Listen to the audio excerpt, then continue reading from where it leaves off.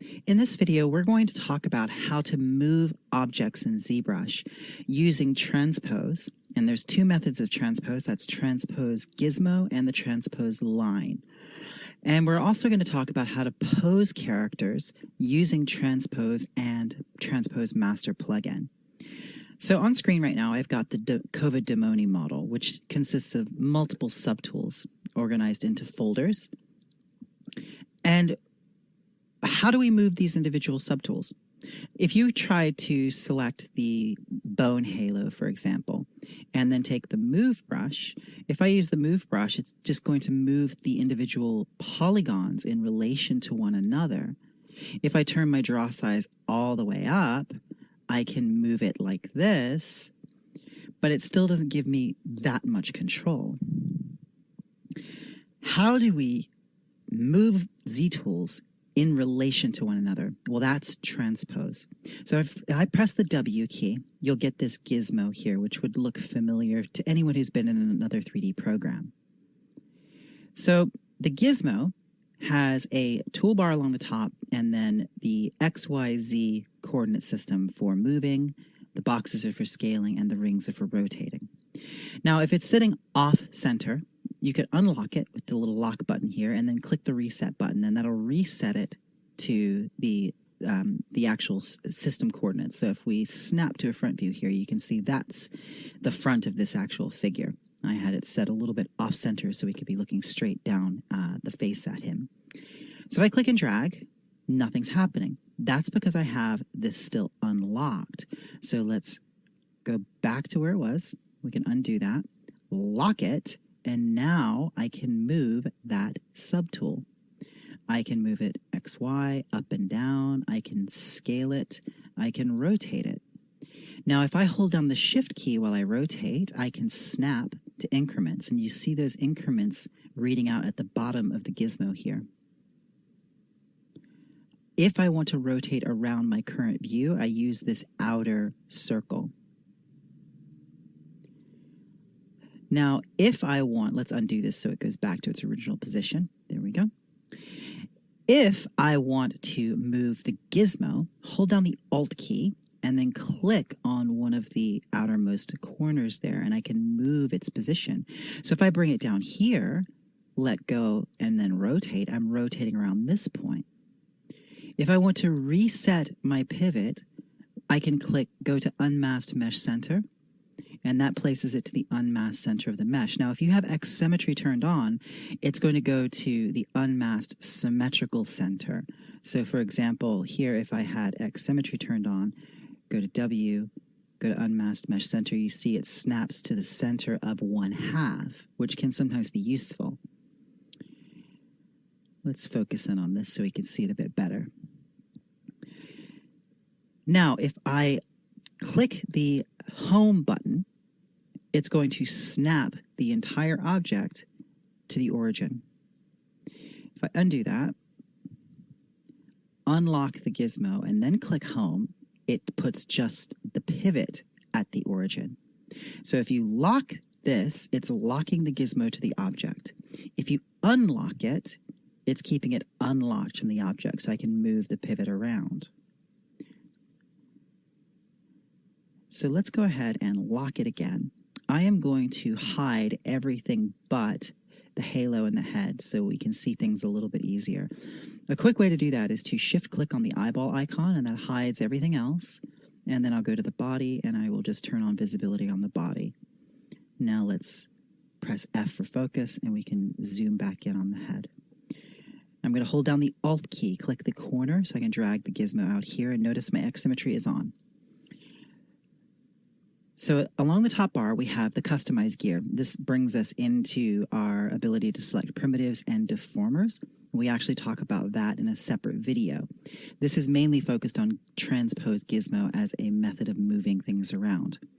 We can use sticky mode. This will pin the position of the gizmo so it snaps back to its original position every time I use it.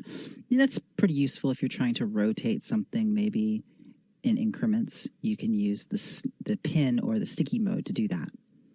We've already seen go to Unmasked Mesh Center, and we've seen Home, And then we've seen reset, but we'll take a look at it again. If I turn off X symmetry, and if I hold down the Alt key and I make changes to the gizmo, it's not affecting the object, it's just affecting the gizmo. And if I want to reset this to its original positioning, I press the reset button. But watch what happens. It resets the entire object.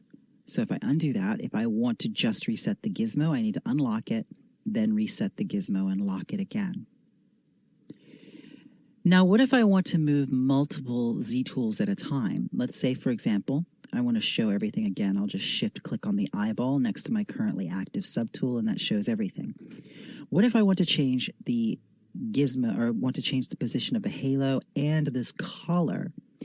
What I'll do is I will go to Unmasked Mesh Center, reset my gizmo, and then I'm going to press the pizza box icon here. Paul from Pixelogic calls this a pizza box icon, and I think it's a really great analogy. It looks like a stack of pizza boxes.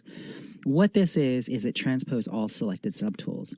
So everything that is currently not sort of grayed out like this with these sort of horizontal lines, these things will move together if I click and drag. So you see I can move just this subtool. If I undo that, if I Control-Shift-Click on the background and drag, I can select everything. So that's moving all of my subtools at one time. So typically we're only moving a single subtool at once. This allows me to move everything. Now let's say I don't want to move everything. Maybe I only want to move a couple of things. I'll Control-Shift-Click on the background to deselect all. Then I'll Control-Shift-Click on what I want to move. So I'm going to Control-Shift-Click on the halo, Control-Shift-Click on the collar. Now I can move just those two subtools. I can rotate them, and I can scale them. I can go to Unmasked Mesh Center. So if I moved this, go to Unmasked Mesh Center. Now, if I want to drop out of this transpose mode, I just turn off Transpose All Subtools, and it will only move a single one. So be aware that that will stay on if you leave it on, and then exit out into a different brush and start sculpting, and then come back to transpose, it will be still turned on. Now the hotkey for transpose is W. W, E, or R. That's move, scale, or rotate. Now any one of those is going to bring up the transpose gizmo, and the transpose gizmo can do any of them, scaling, moving, and rotating. There's a couple other interesting behaviors that I want to point out for this particular tool. If we're on a Z tool that does not have subdivision levels. So this halo actually has some subdivision levels, so I'm going to delete higher. If I were to hold down the Control key, click and drag, I can duplicate this object using transpose, and it automatically masks the original and leaves the new one unmasked. And that's still within a single subtool. That's not making a new subtool, it's just the same subtool, it's just duplicating. Now this can be really useful if you do things like this. Like let's say, for example, I wanted to duplicate this multiple times at the same distance. If I hold down the Control key, click and drag, bring this the distance that I want it to go, like maybe to about here, then let go of Control, I can continue that duplication just like that. So I can make a whole line of these, clear the mask, and that's all a single subtool filled with those duplicates. Control Z will undo that. Now that's something that's really nice about transpose that I like quite a lot. Anytime you want to move something in a single axis, just click the axis to move it. If you want to move something in two axes, click the corner where we were clicking with Alt to move the gizmo. And if you don't click Alt, you can move the entire object in two axes like this, X and Y. Now there's some other interesting behaviors here. If we go to the body, select this one, and I'll step down a few subdivision levels. There is a masking functionality in transpose, which is nice. If I hold down the Control key and then click and drag, I can drag a transpose mask based on the underlying topology. It's basically masking based on those edge loops. So that's Control, click and drag, and it will mask based upon that underlying topology.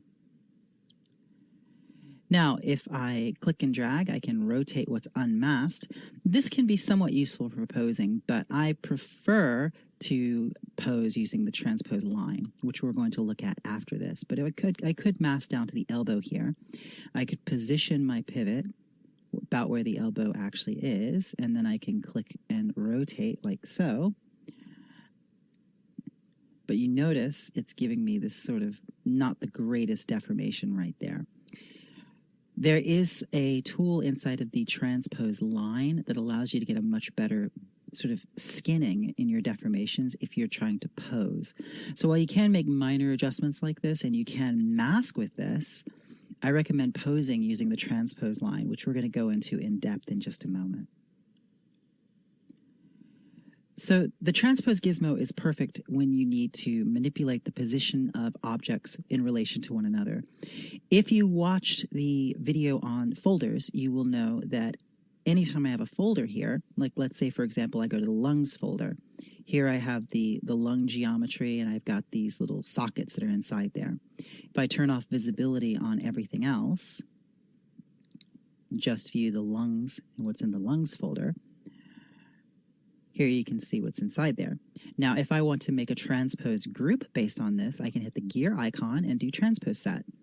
And my gizmo is off screen, so if I press F for focus, I should be able to see it again. Let's zoom out.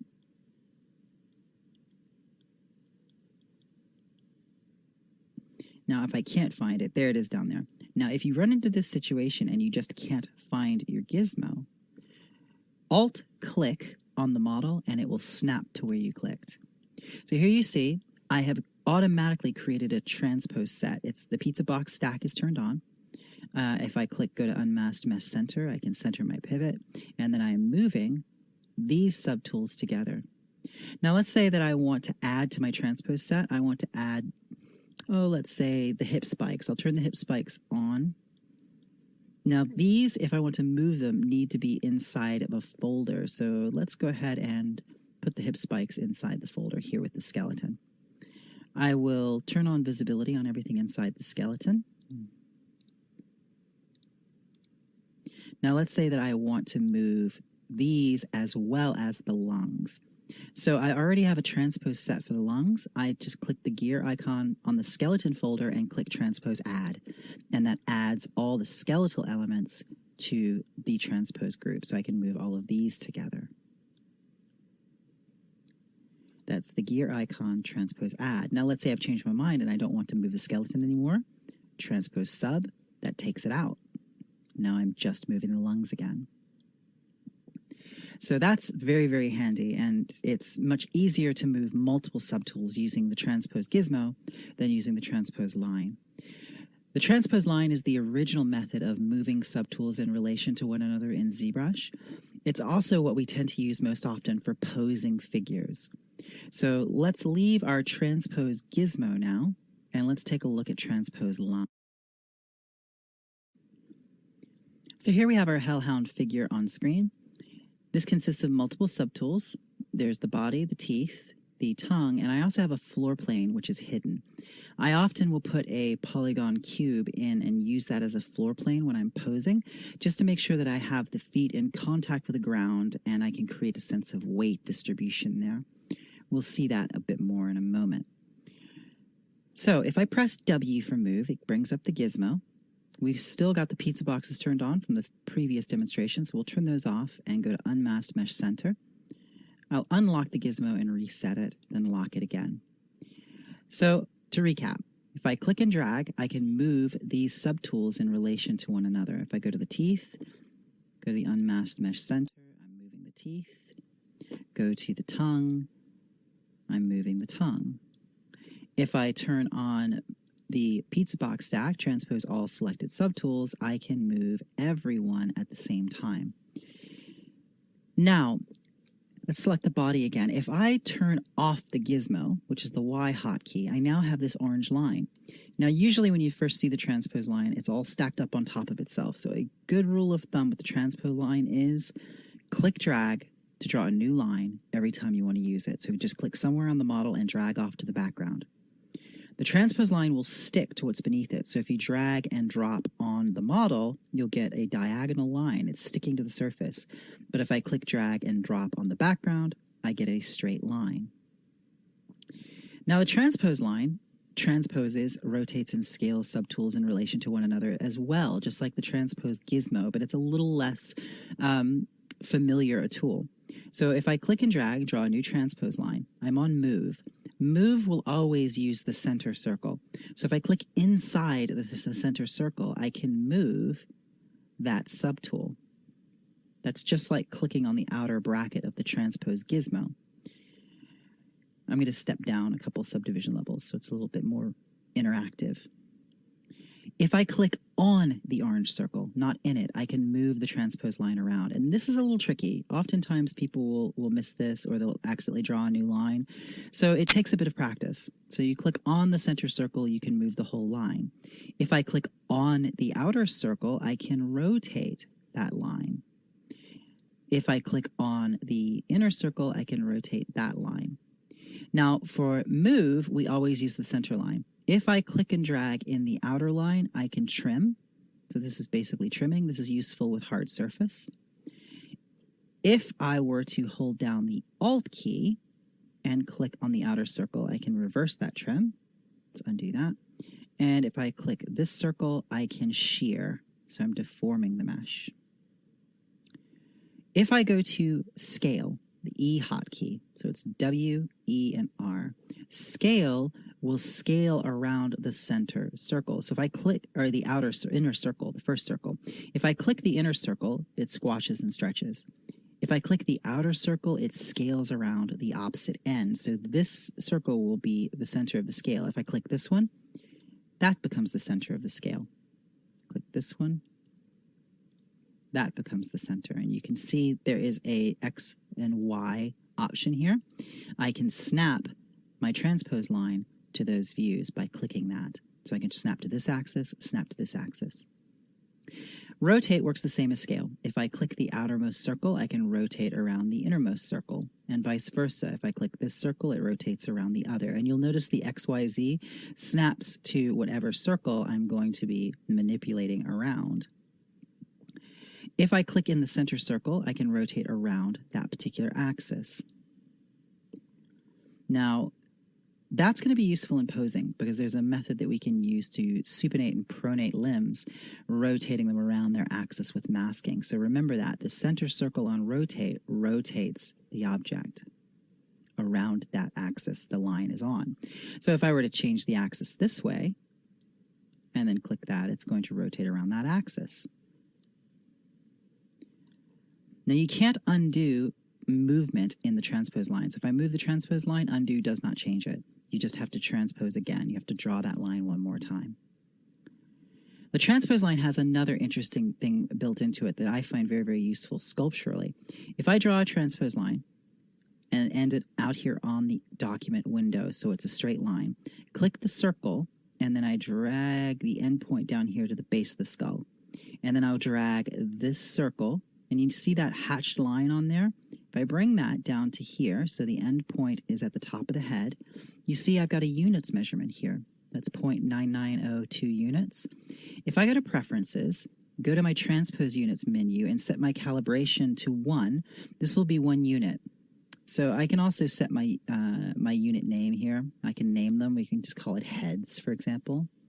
So if I want to know the proportions of this monster, I can grab this circle here.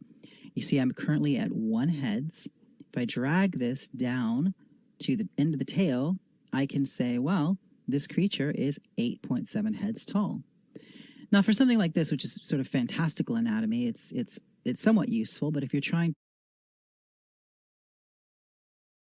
do something that's more realistic human anatomy, it's very important to know what your proportions are.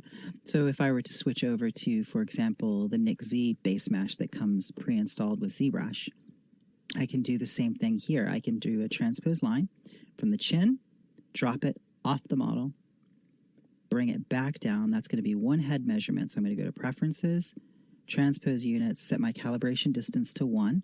So that's 1 heads. And then I can do a measurement of the entire body. I'll turn off perspective and then just hold down the Shift key and click drag this circle straight down to the floor plane. And then that gives me 8 heads. That's a great proportion for a natural but still dynamic and sort of heroic feeling figure. 8 heads tall. If I bring this up to the pubic bone, I can measure that. That's 4 heads. That's right on target where we expect the midpoint of the body to be. We can also draw a line like this from the center. If I turn on X symmetry, draw a line from the center out and to about the acromion process of the shoulder. So there we've got 1 head. So the shoulders are 2 heads wide. So 1 head right there. So that's great. And I can also measure the distance from the chin. Now make sure we get a straight line here. Anytime it sort of gets tangled up like this, I just click somewhere else on the model and then redraw my line. I'm going to hold down the Shift key and I can snap this line in increments, and I'm going to bring it down to here. And I want to measure the distance from the chin to the sternum. So there we go. That's half a head, exactly where we want it to be. So great proportions on this model, and we're able to test them and double check them using the transpose line as a caliper or measuring tool, which is really handy to have that as a measuring tool inside of ZBrush. And a lot of people are not aware that that functionality exists. So under Preferences, Transpose Units, you can change the number of ticks along major and minor, and you can change the calibration value here. So the transpose line, as I said before, was used for moving and scaling and rotating subtools in relation to one another. And you can still do that, but the best use of it is for posing our characters. So let's take a look now at how we can do that by posing our Hellhound model. So here we can see an example of our Hellhound in a pose. It's posed asymmetrically, dynamic positioning, and the subtools have been posed along with the body.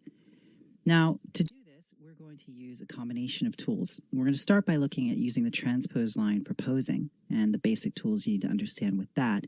And then we're going to look at a plugin called TransposeMaster, which will allow us to transpose multiple subtools at a time. Much like the gizmo will move multiple subtools in space in relation to one another, TransposeMaster allows you to pose meshes that have multiple subdivision levels. So here we have our neutrally posed Hellhound. We've stepped down our subdivision levels to level 3. The highest subdivision level is going to be 2 million polygons, which is far too much to transpose.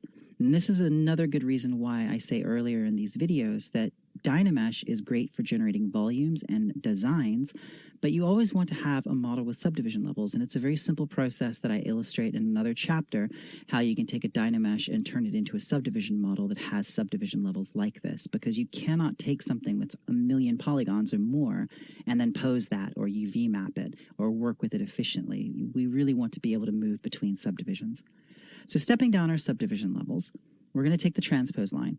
Now, if you press the W, E, or R key and you have the gizmo instead of the transpose line, all you have to do is press the Y hotkey or just press that button to turn Gizmo 3D off. Now, just like Gizmo, if you control, click, and drag on the mesh, you can mask based on the underlying topology. So here you see I'm masking this arm based on the topology. If I turn on X symmetry and I control, click, and drag, I can mask symmetrically on both sides. So we'll turn that off. I'm just going to do one arm. I'm going to mask down to the elbow, and then I'll get it as close as possible, and then I'll take my brush, hold down the control key, so I'm masking. Make sure that we have the mask pen selected. Mask pen is here, so we can paint our mask on here. Now, with the unmasked area visible, I will go to Rotate, and I'm going to click on the elbow and drag down to the wrist to make a new transpose line and then move. And we're able to bend that joint. But notice the deformation is not very good. We're getting this crease here that we definitely don't want. It doesn't look natural at all. Now, this is where transpose line really shines over transpose gizmo for posing. This allows us to use something called bone posing, which is a built-in skinning algorithm in ZBrush's transpose line. I am going to unmask a little bit more up the arm here.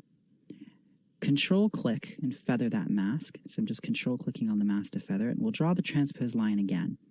Snap to a back view or a front view, and I'm just going to move it so the joint is sitting exactly where it would be. Now, instead of rotating from this circle around this circle, I will hold down the Alt key while I'm in rotate mode up here. Hold down the Alt key, click and drag. And this is bone posing. This allows you, let me make sure that I've got everything masked over here. There we go. This allows you to compress what you're bending towards and stretch what you're bending away from. See that? So that is a skinning algorithm built into transpose posing. And it's very, very handy. If you push it very, very far, you'll still get a little crease, but it's minor compared to what you had before. And anytime you're posing, expect that you will need to do some re-sculpting, because the nature of the body is, as you're moving, you're changing the relationship between the bony landmarks, the proportions, the origin.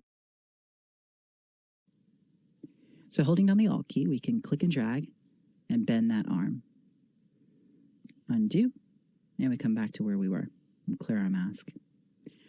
I'm going to delete my previous undo history here because I've built up a lot of undo history and I want to be able to easily snap back to the beginning. So I'm going to go to Edit and I'm going to click Delete Older Undo History. So this is going to be our default start for our undo history.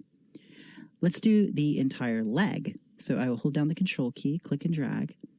Now, if I need to work with a lower subdivision level, I can always Shift D to step down my subdivisions. I can go all the way down to level 1, which is very, very simplified. Shouldn't be a problem. Now I can Control, click and drag and mask all the way down to the hip like this. Let's just rotate around and make sure that everything that needs to be masked is masked. If I go back to Control on my paintbrush, I can paint in the mask where required, and I can use my marquee to just quickly mask out areas that need to be masked out. Control Alt will unmask areas. So now I've got that leg unmasked. I'll go to Transpose Rotate, draw a line from the hip to the knee, and then click and drag, and I can move that. Now here, maybe I want that to be a little bit softer, so I can Control click to feather the edge of the mask, and now that transition will not be so strong. So if I stretch this back really, really far, then I'll want to go in there with my move brush and adjust these areas. So I can take my move brush, scooch that up, smooth that back a little bit, and fix that transition.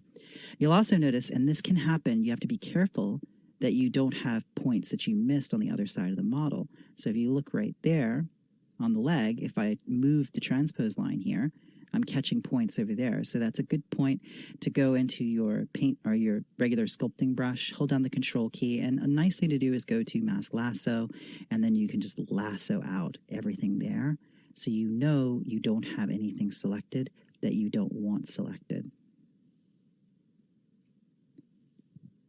So let's go ahead and start posing this character.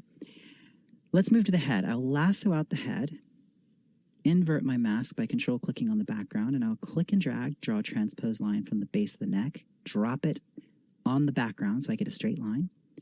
Let's bring that to the center of the head. Now watch what happens if I rotate the head.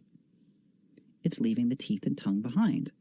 So this is not going to do. Very rarely do we have a character that's just a single subtool. So how can we transpose pose all of our subtools at the same time? Well, luckily there is a plugin for that comes pre-installed with ZBrush. It's into the Z plugin menu, and it's called TransposeMaster. Now, TransposeMaster basically takes all of your subtools, steps them down to the lowest subdivision level, and temporarily deletes subdivision levels and bakes them together into a single mesh. Then you can use polygrouping and masking to pose the character with all the subtools as one. And then when you press T-Pose to subtools, it will transfer that pose data across to all the other subtools. So you'll regain your subtools with their subdivision levels, but they will now have a new pose. Now in this plugin, we have the ability to use a Z-Sphere rig, and we'll talk about that later. We're not going to deal with Z-Sphere rigs just yet. We have the ability to preserve existing polygroups. So if your model is broken up into polygroups, this is just a single polygroup. But if you had the head and arms polygrouped separately, you could preserve those in your transpose mesh, and that would make it easier to manipulate the model. Now we also have layers, and this means a layer will be created at the top subdivision level for each tool, and that's where the pose will be stored. So if you've watched the video on layers yet, we do have an entire chapter that talks about layers in ZBrush. They're under Tool, Layers, here. Don't confuse this with the layer menu here. This is an entirely different layer menu for 2.5D illustration, and we never use this. These are the 3D sculpting and painting layers, and you can have your pose stored here in layers so you can go back and turn it off and return to your neutral position. So if we want to start posing, I will press T-pose mesh. That takes all of my subtools, drops them down to their lowest subdivision level, and makes a T-pose mesh from them.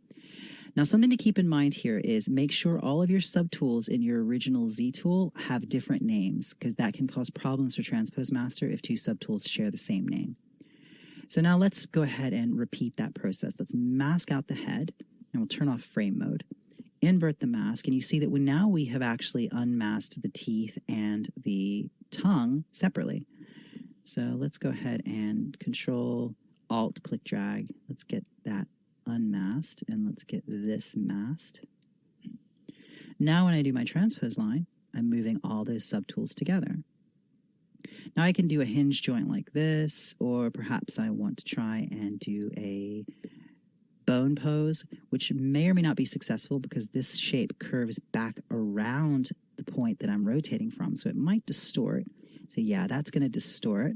However, if I bring this back down here to the base of the neck, it's much more successful, and we get a nicer blend there. So we can bring that neck up. Let's move the transpose line so it's running straight down the axis of the head, like this. And I will click and drag the center circle while I'm on rotate, and I can rotate the head. Now you notice that that gives me a little distortion down there. So one of the ways that we can fix that is we can grab this circle by clicking on it, pull it down further away, and then we can sort of affect how that transition happens there.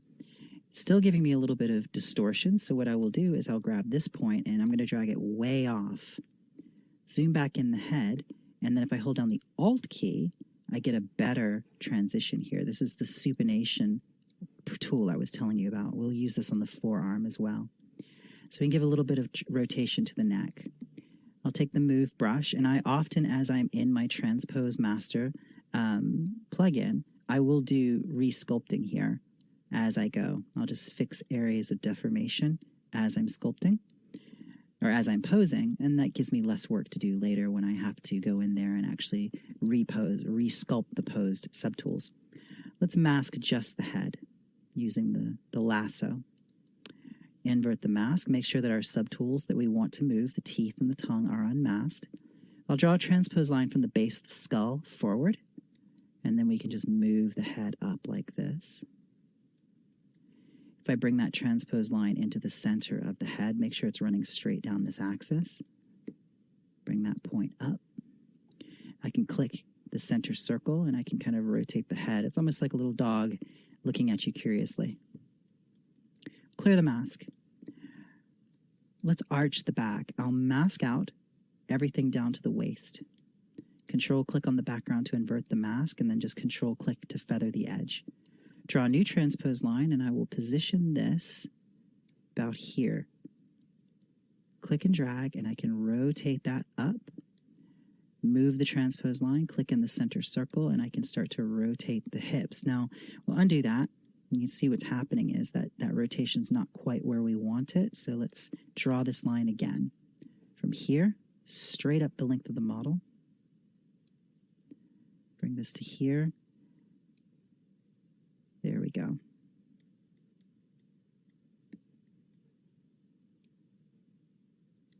And I'll draw a transpose line to about the middle of the torso, hold down the Alt key, and I can rotate and sort of arch that back.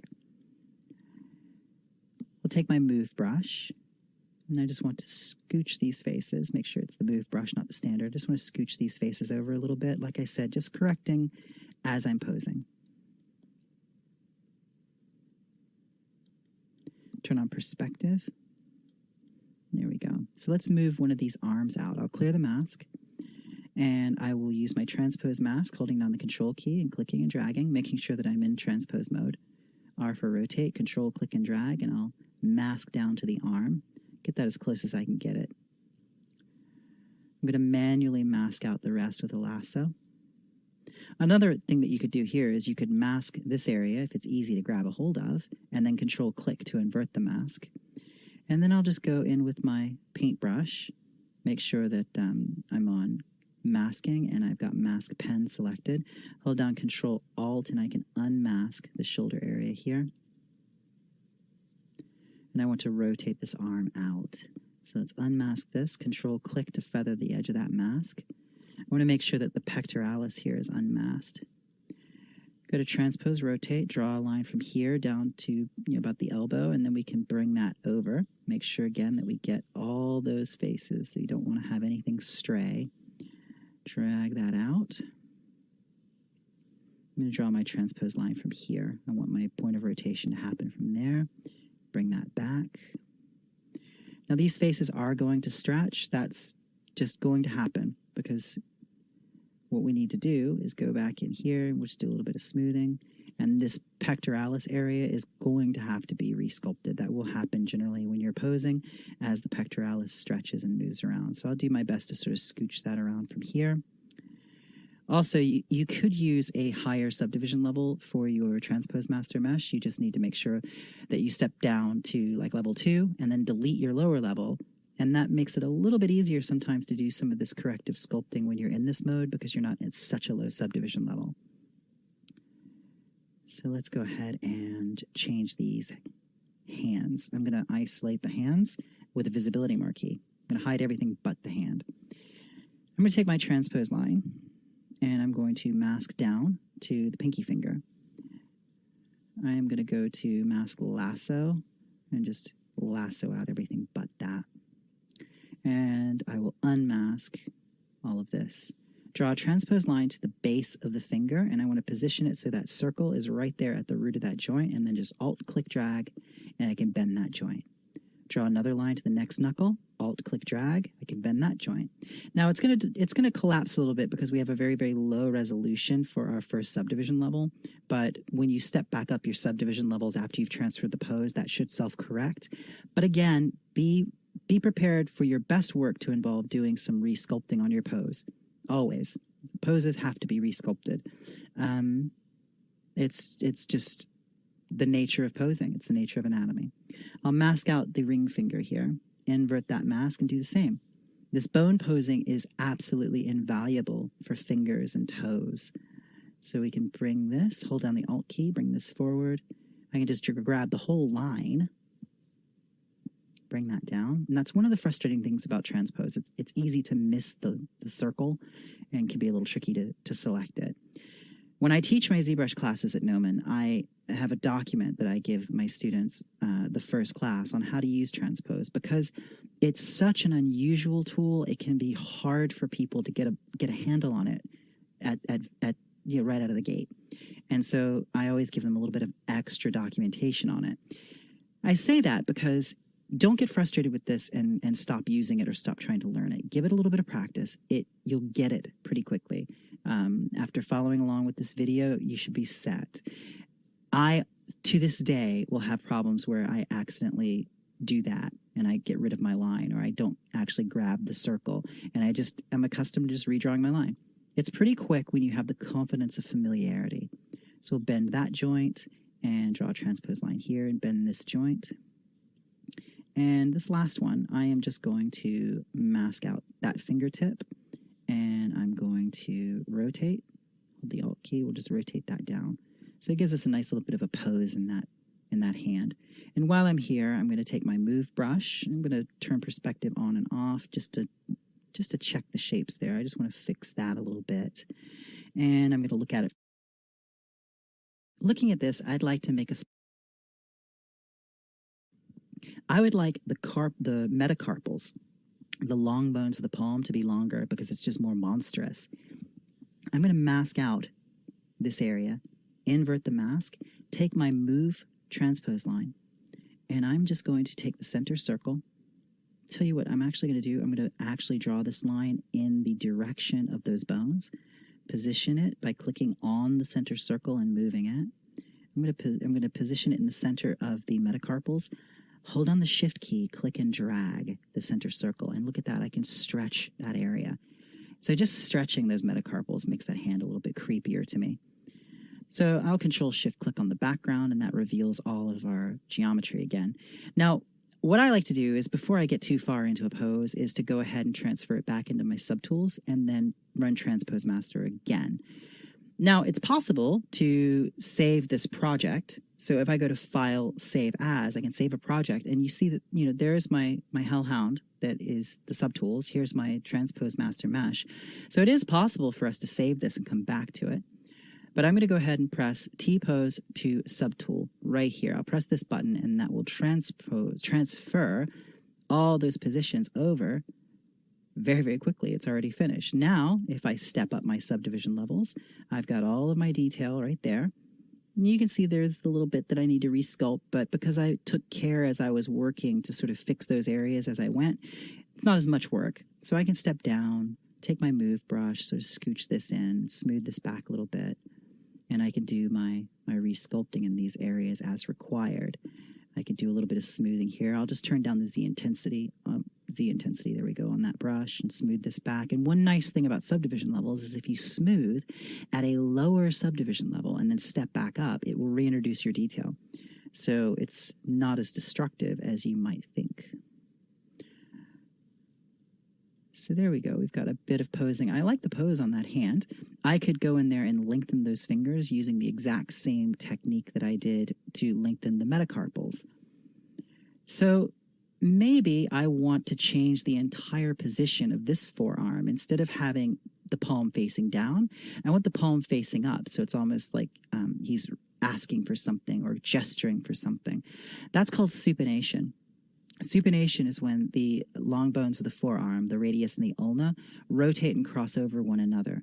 So the best way to think of that is, in a neutral position, this position right here is called pronation. It's where it's rotated and the palm is down.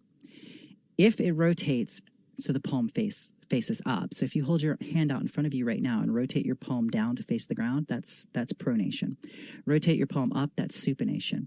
Andrew Koss from anatomytools.com, when I worked with him many years ago, he gave me a great mnemonic device for that. He says, think of holding a bowl of soup. Supination is holding a bowl of soup. Pronation is pouring it out. So let's do that. Let's go ahead, and I'm going to save my work. I'm just hitting the 9 hotkey, which is an autosave hotkey. I've said this in a few of these chapters. It's great to do that as you're working. I do it as I'm recording because I don't want to lose my place and have to redo the entire chapter. But don't let that be a replacement for File, Save As, or Saving Z Tools. It's just a nice way to execute a quick save. It's the hotkey for this button right here. So we've saved our work, and let's do another TransposeMaster pass. Now, also, you'll notice that I have the floor plane hidden right now. When we get down to the feet, I'll turn that floor plane on because I want to be able to sculpt the compression of the feet against that floor plane, and I want to make sure there's a sense of gravity and pressure there. So let's go to T-pose mesh once again. It'll make a new T-pose mesh for us, and let's do that forearm. I will mask the forearm out, invert the mask. Got a little bit of a curve in there that's not too terribly great, so I'm going to fix that just with the sculpting brushes here. There we go. Now I want to supinate this arm. I'll go to Transpose Rotate. I'll draw a transpose line starting from the, that's the medial epicondyle of the humerus. It's the little bony, pokey out point on the inside of your elbow. I'm going to drag this well out. This deformation works much, much better if the line is pretty long. Now this is tricky. Grab this circle, and I'm just going to bring it back a little bit so it's sitting behind the elbow. I'm going to grab this circle, and this is tricky. You got to wait until the circle's lit up to grab it, and I'm going to make sure that that is running the length along the axis of those long bones. Go to Transpose Rotate, hold down the Alt key, click and drag, and we can rotate. Oops, I'm rotating the wrong direction. There we go. I'm clicking and dragging from towards the left, and I am supinating this arm. See that rotating? It's twisting those faces. Now, there will be some resculpting I'll have to do in this area. That's going to happen. There you see. So I might have done that a couple too many times. Let's undo those down to about there. Now I'm going to mask further forward, draw my transpose line again. Transpose posing is a little bit of massage. You know, you have to sort of work the mesh into the position you want. So let's rotate this so I don't need quite so much length in that for this part. There we go.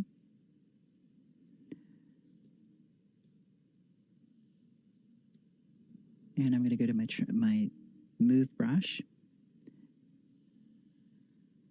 And I'm going to correct the deformations. Let's clear that mask and do a little bit of sculpting here. Take my smooth brush, make sure my Z intensity is turned down. I just want to smooth these transitions a little bit. Now this area is getting a little bit twisted up and funky. I'm going to smooth that out. And I'm going to take my move brush and just correct any problem areas here. And the wrist is probably too narrow in and of itself, so I'm just going to widen these points here.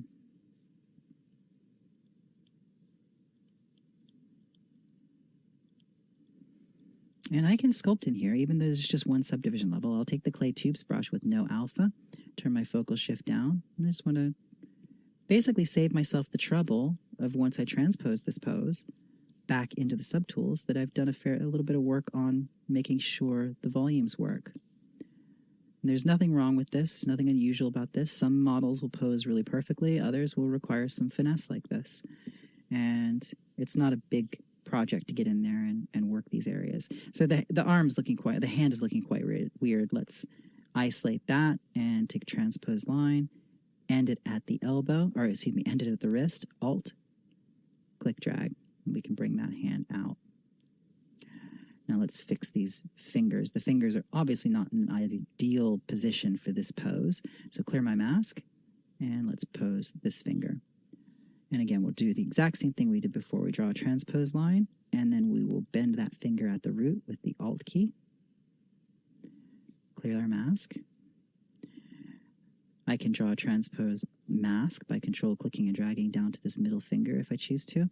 And you can very easily accidentally have something unmasked and then make a change to it and not know it when you're zoomed in like this. So if you're working on something like hands and feet, I highly recommend isolating them with a visibility marquee like that. That's just the control shift click drag.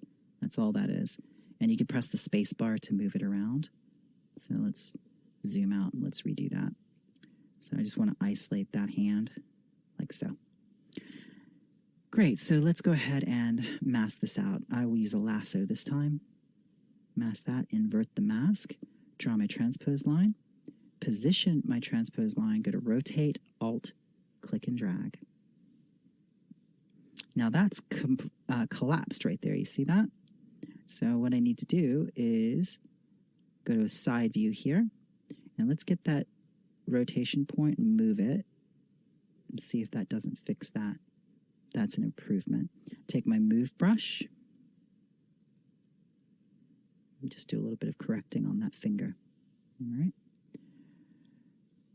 And let's fix this. We'll fix both these fingers at the same time, actually, because they're well off. We'll take the transpose line, draw it here, Alt, click, drag, and then I will mask up to this joint since I'm doing two fingers at the same time. Alt, click, drag. Now you see what that did. That one went off axis.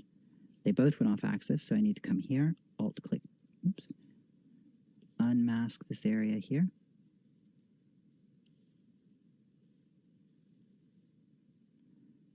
And I want to fix this by Alt, clicking and dragging. Take the move, smooth that back a little bit. Clear my mask, and I'll lasso the ring finger. If hellhounds wear rings, I don't know if you'd call that a ring finger on a hellhound. Well, surely they probably wear rings. I imagine hellhounds probably wear very interesting rings. There we go. And we'll draw another transpose line up to the first joint there. And this, as you see, as I get faster and faster, where I'm just speeding up the process, I can do this very quickly, and you will do this very, very quickly. It just takes a little bit of time to get a feel for the brush. And the main advice I would give is just don't become frustrated with it because it is unusual. It's unusual, but it does amazing things because it's unusual. Like a lot of things in ZBrush, they don't necessarily look like what you expect them to look like from other programs, but ZBrush has never done things based on what other programs do, and that's one of the things that makes it so remarkable and has made it so successful. And it just takes a little bit of effort to kind of get your head into the mindset of how it works, and things become much, much easier. So let's Alt, click, drag that point there. So there we go. That's going to be a lot better for that pose.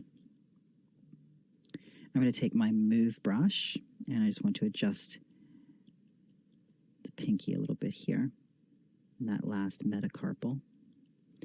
And while we're at it, let's stretch these metacarpals as well, so it's not a stumpy little hand compared to the other one. I'll go to Transpose Move, draw a transpose line, and then just Shift, click, and drag, and just stretch those out just a little bit. And then I'll reveal all again. So I think it'd be nice to spread these fingers. So I will isolate this finger, transpose rotate, and I'm just going to rotate from the top. I am going to clear my mask and then mask this finger, transpose rotate from the top. And then I'll come over to this finger, the index finger, isolate it, and I'll transpose rotate this out. There we go. Yeah, that's good. Clear that. Go back to my move brush and just make sure things work in silhouette. This is a great time to use the thumbnail view to look at the silhouette. When you're posing hands, I can't stress enough how much easier it is to look at things in the silhouette to get a feel for whether or not it's working. And also just to remember the foundational mechanical structure of the hand. Like make sure that you don't have a situation like I have right here where that metacarpal is sort of taking a left-hand turn in the middle of the bone. So make sure things are following a structural integrity. There we go. Right there, we want to make sure that that finger stays somewhat straight there. So we want the relationship between the joints, between the bones, to stay consistent and correct. The fingers themselves can bend. Okay, let's reduce that thumbnail. And there we go. So we've got, let's go ahead and move this arm out as well. I will lasso this arm, invert the mask, draw a transpose line here, and then just bring that arm out. Maybe bring it down a little bit. So I'm going to move my transpose line so the point of rotation is here, and then bring that arm down. There we go.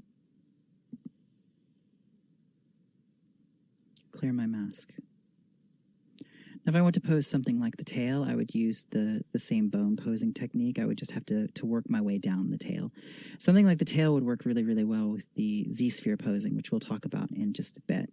So if I go to transpose rotate, I would bone pose along the length of the tail like this, bit by bit. It could be a bit challenging, but it's worth the effort. And of course, you'll end up with some little kinks in it that you can correct here to a degree using your move brush, and then you can further correct it in your subtool by resculpting. So maybe I don't want this forked tail to be perfectly equidistant. Let's go ahead and clear our mask. Let's mask the end of the tail. Control click on the mask to feather it. We'll draw a transpose line straight down the tail, move it into position, and rotate, alt click drag the center circle, and we can twist that tail.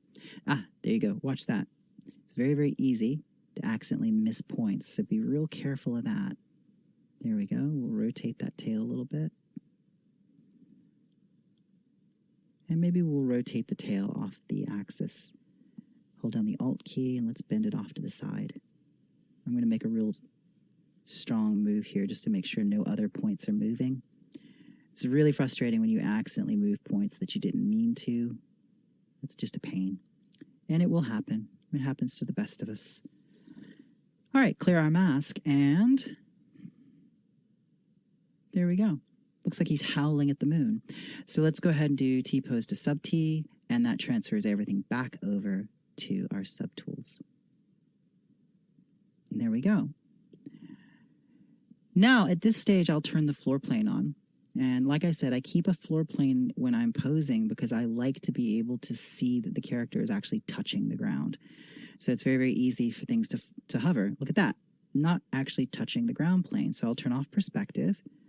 And I could probably sculpt these feet much more, but it's a sketch. We'll bring these feet, these toes down, or alternately, we could bring the floor plane up. Oops, let's step back up. bring the floor plane up, Alt-click on it, go to our Transpose gizmo this time, turn the gizmo back on, and I'll just press F for focus, and I'll bring the gizmo, hold down the Alt key, bring the gizmo over here so I can actually see it, and then we'll zoom back into that area and just scooch that up. And I want to countersink it into the foot a little bit because I want to Alt-click on the foot. And the reason I do this is I like to take something like the inflate brush and sort of inflate against the ground plane so you can create sort of the feeling of skin compressing against the ground. That's especially nice if you do a 3D print where you include the base with the print. So it really gives you a sense of gravity and pressure. So it's kind of a nice little touch there. So there we go. Posing with TransposeMaster. It's very simple. The most challenging part is just getting a handle on the transpose line. Again, the transpose line you access by W, E, or R and turn off the gizmo. And really, that's the most challenging aspect of it, is just getting a feel for the nuances of that particular tool, because it is unusual. So something I'd like to point out before we move on is this little white circle here. This white circle will center your transpose line on whatever model you're currently selecting. So if I click that, it centers to the center of the hellhound in space right now. If I isolate a portion of the mesh and then click that white circle, it will center to the selected portion, to the visible portion, which can be a handy tool to have. I often just manually draw my transpose line and position it, but if you want a quick recenter, that's a great way to do it. So we've seen transpose with the TransposeMaster plugin. Let's take a look at pose. So returning to our neutral posed hellhound, I have another subtool loaded up here, and this is the Z-Sphere rig. Now, if you have not yet seen Z-Spheres in action, it may be beneficial for you to watch the video on Z-Spheres first, although we're not using this as a modeling tool, we're using this as a posing tool. Z-spheres are essentially an armature chain. Each individual sphere is a Z-sphere, and the connections between them will generate, usually it generates topology. So if I press the A key, I can preview the mesh that this makes. You can see it makes a Dynamesh mesh based on that Z-sphere chain. And if I press the D key, or press the A key again, I can exit out of that preview mode and be back into my Z-spheres. Now, if you have a model that you created using Z-spheres, you will have your Z-sphere chain already intact, and you can use that as a rig. So let's take a look at how we can actually use Z-spheres to rig our models. I'll go back to the cave dweller. Now, I'll step down to my lowest subdivision level. TransposeMaster will automatically do this, but I just want to take a look and see, do I want to pose this level or one level up? And judging by the topology, I think I will stay with my lowest subdivision level. One thing about Z-sphere chains is if you have a dense mesh in one of your subtools, it can be really problematic. It can slow things down considerably. So for example, these teeth here, I want to make sure that I have a low enough subdivision level for the teeth and for the tongue. And those are both going to be fine. So I don't have to be at my lowest level when I execute TransposeMaster. I could be back up at my high one for the body. And I'll click T-Pose Mesh, but this time I will turn on Z-Sphere Rig. What this does is when it creates my TransposeMaster mesh, it will put a Z-sphere in the base of it, and then it will allow me to either draw my own Z-sphere chain or paste an existing one in, because you see I've got Store and Paste TransposeMaster Rig available here. So let's go ahead and do this now. I'll press T-Pose Mesh, and it will create a new TransposeMaster mesh, but now I have a Z-sphere sitting at the core of it, and it's still just one subtool. That is my Z-sphere. If you have solo turned on, you won't see your mesh, so be aware of that. That's a little gotcha. Because I'm working with Z-spheres, I'll turn my draw size down to 1. I'll press W for move, and I'm going to take this root Z-sphere and I'm going to move it to about the middle of the figure here.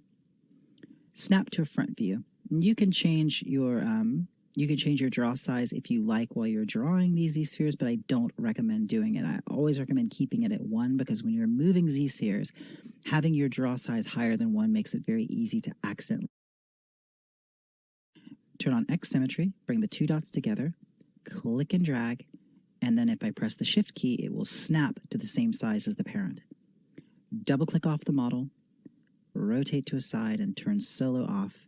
And now you see we've got these two spheres in there. If I turn on frame mode, they'll be colored. Now if I change to W for move, I can bring that sphere up here. Maybe we'll put that at the shoulders. Go back to Q for draw, and I'll turn solo on again. Double-click off the spheres. I always double-click off so nothing is selected before I draw a new sphere.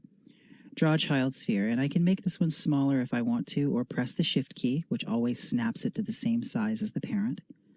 Double-click off the model, turn solo off, and then I'll go to W for move and bring this down to the base of the tail, or we'll bring this down to the base of the tail. Now I want to insert spheres for the hips and the torso. So I'll go to Q for draw, and I'll just click in between these two spheres, and that adds a sphere for the hips. And I'll draw a sphere here, and that'll add a sphere for the torso.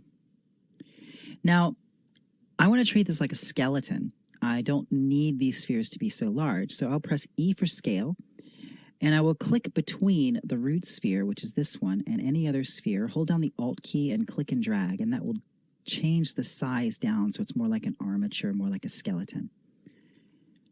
Now, the root sphere is this first sphere here, the one that we were given when we started. That is the only sphere that cannot be deleted. If you want to delete a sphere, go into draw mode, hold down the Alt key and click a sphere, and you'll delete it. And Control Z will undo that. And I can sort of selectively scale spheres. If I click E for scale, I can scale up the sphere for the hips, and I can move this up. I can scale up the sphere for the torso, just like so. I can go to W for move, and I can bring the shoulder sphere up and scale that up if I want to. Now, what's important to understand about Z-spheres as a rigging tool, each sphere is going to capture the vertices closest to it. So you want to capture verts by having Z-spheres there close to things like the torso or the back of the head or whatnot. And those vertices will be captured in the skinning algorithm when we use the Z-sphere chain for rigging. So I can go ahead and create the rest of my Z-sphere chain here. We're going to do this two ways. I'm going to create a real basic Z-sphere chain, and then I'm going to rig with that, and then I'm going to show you how to copy an existing Z-sphere chain and paste it in. So we'll go back to draw, Q for draw, we'll solo this, draw a new child sphere here, double-click off the model, turn off solo, W for move, and this is why I have my draw size set all the way down, so I can grab just one Z-sphere. Move this one, and I'll add spheres along the length of this, and then W for move to position these in the tail. And I'm going to go ahead and add more spheres in here. The more spheres we have, the more control we'll have over the rig, and the better the skin will be. I'm going to draw two child spheres for hips here. Double-click off the model, and I'm going to take W for move, and I'm going to move these over to where about the great trochanter will be. Draw child spheres here and bring these down to the knee. Now, with things like knees and elbows, when I'm doing a Z-sphere chain like this, I don't use a single joint. I draw two spheres like this, and I use two spheres for these joints. It just gives me a better control and keeps that joint from collapsing. Let's draw another sphere here. And then I'll take W for move and drag this down to the ankle and just make sure that we're checking from each view that these are actually in the right position. I'm going to drag this down to the heel, and I'm going to add a couple spheres there. I'm going to add one for the ankle, move this down, and I'll draw a child sphere here. I can make that pretty big. I don't need to have individual toes riggable, so we'll just bring this down to the toes, bring this out, and make sure that this is sitting inside the mesh for the feet. Now, let's do something similar for the head and neck. I'll draw a child sphere. Let's go to solo, bring the two dots together and draw a child sphere for the neck. Double-click off the model, turn off solo, and we'll just use move to bring this up to the base of the head. Go to Q for draw, and we'll insert a sphere there and bring this down for the neck. And I'm going to bring another sphere in here. I'm going to turn on solo, and I'm going to draw a sphere for the head. Double-click off the model, take W for move, move this sphere up. Now I'll draw a sphere for the back of the skull here. And I'll draw a sphere for the face.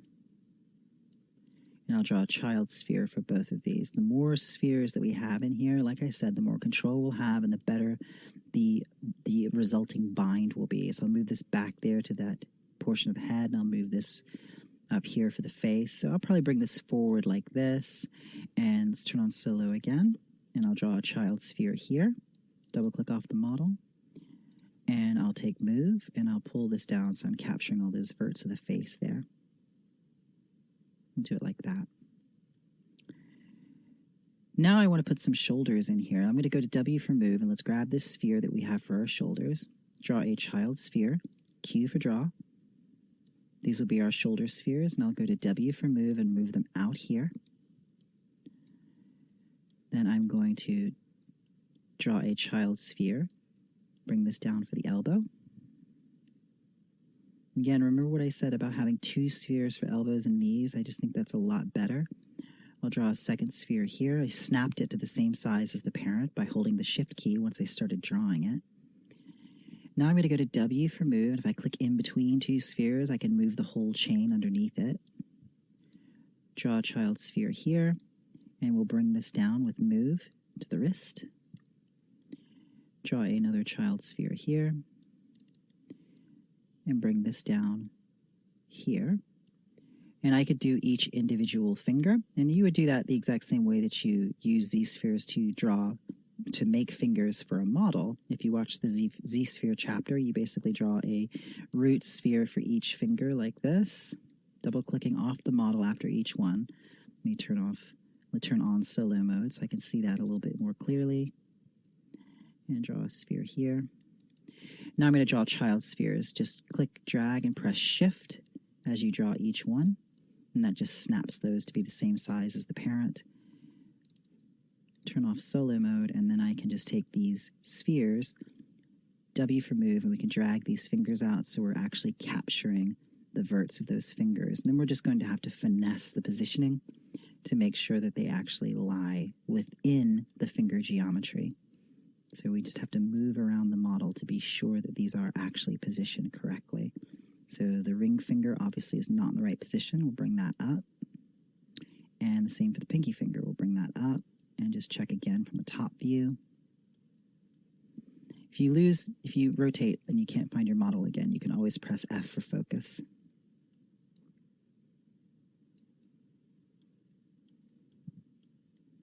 And position this, and position this. Bring this forward.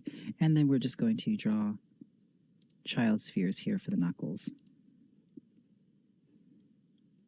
And I want one for the thumb, so I'm going to insert a sphere here, and I'm going to draw a new child sphere here. Double-click off the model and draw another child sphere, and then we can take move, W for move, and just bring that down to the thumb so it's sitting in the correct position.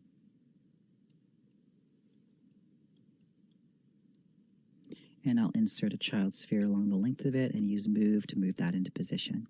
And if I wanted to add another joint for the wrist, I could do that, but this should be good. So this is a good test case. So we've built our skeleton.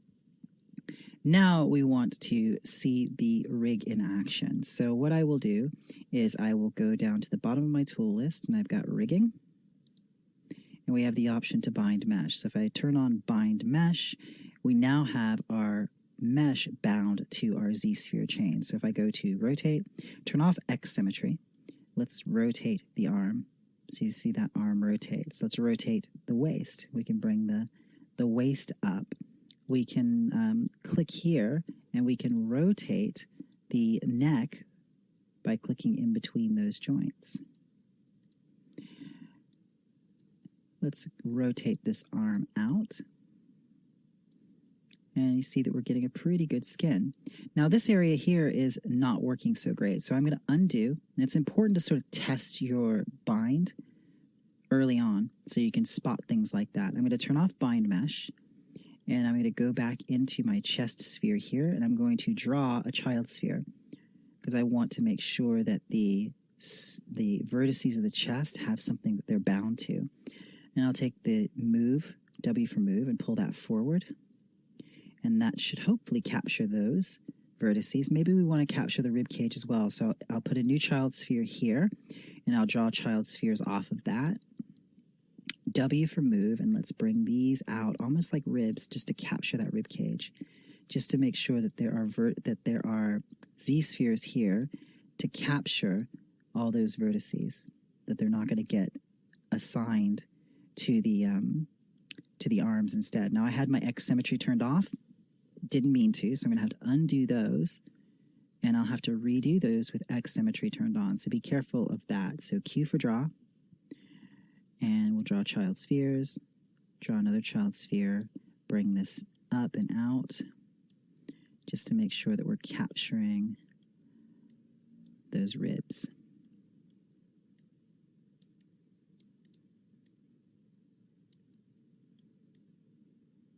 There we go. Now we'll try bind to mesh again, rotate. We could leave X symmetry turned on. We can rotate both arms at the same time, turn X symmetry off, rotate one arm out. You see that captures those vertices in the chest much nicer now. We can bend the waist, bring a leg back, bend that knee. See that knee bends much, much nicer with those two joints. We can bend the ankle, a lot more flexibility in the ankle there. We can actually bend the tail with quite a bit of flexibility here. We can give it a reverse curve back on itself, like so. And grab the base of the tail here, raise that up. If I hold down the Alt key, I can rotate it like this. So that's why I'm rotating that Z-sphere chain. Come up here to the head. Oops, be careful of that. Make sure that I've got this selected. There we go. If I click on that Z-sphere, I can rotate the head like that. If I click in between, I can rotate like this.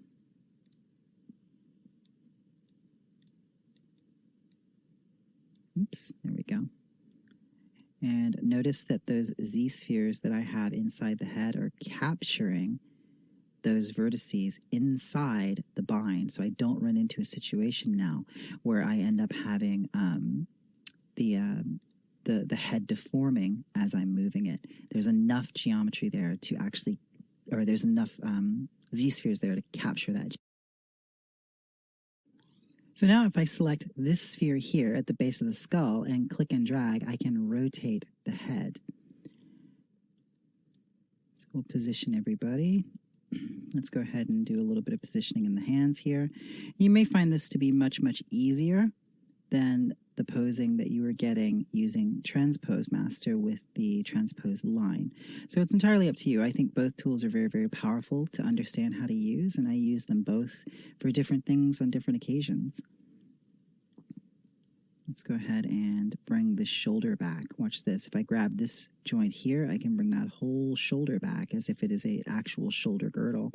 And I can bring this shoulder forward as well, and the whole scapular region comes with it. So this is really nice for getting more accurate posing and anatomical deformation. So when we're happy with our pose, let me go ahead and rotate this sphere. Now be really careful that you don't twist something through 180 degrees. I just want to double check that tail and make sure that that's not twisting the wrong way. When we're happy with our pose, what we do is we go back to T-pose to sub-T, and it will transfer all that data over. There you see it's transferred and complete. Turn off frame mode, and there we go. Now, what if we already have a Z-sphere chain? That Z-sphere chain, for example, if I made this character using Z-spheres, I would already have a Z-sphere rig that I used to generate the model in the first place. So how can we utilize this? Well, it's quite simple. I will go ahead and reload our default position for the character, and we will revisit this using a Z-sphere rig that is already in existence.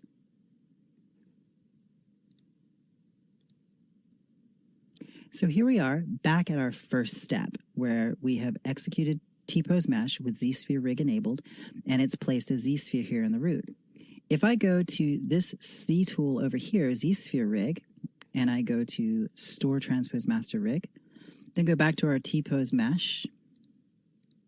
There we go. And then click Paste TransposeMaster rig. It will paste that Z-Sphere chain in. So we can save ourselves quite a bit of time by pasting in a rig. You can also create a Z-Sphere rig for a biped and then save that. And then you can always have that as something that you can paste into your models as you need them. Then I'll just take my move, make sure X symmetry is turned on. There we go, make sure X symmetry is turned on, and we can then position the spheres so they fit better. We can always go in and add spheres with Q for draw. You can insert spheres as needed and edit it just like we did on the previous tutorial. And once again, you would turn on rigging, bind mesh to see the results of your bind like this. And then you would execute the pose by clicking T-pose to sub-T. And once you do that, it will copy the pose back across. This time I'll turn on layer. And let's go ahead and just do a real quick change to some of this. Let's move the head, and I'll show you what happens here. Let's move the body, move the leg, move this leg. And then we will T-pose to sub-T. That transfers all that pose data over for each subtool. But what's different this time, because we had layer turned on, is we will have a 3D layer for each subtool. So when it gives us the OK here in a moment, it tells us that it's transferred the pose data. There we go. Now, if I go to the tool menu and open up the layer menu, the highest subdivision level of each subtool is going to have a layer on it. Now, if you need to understand more about layers, make sure you watch the video on layers, because there's things that you need to understand. For example, if we have a layer, I cannot sculpt or paint on the model now unless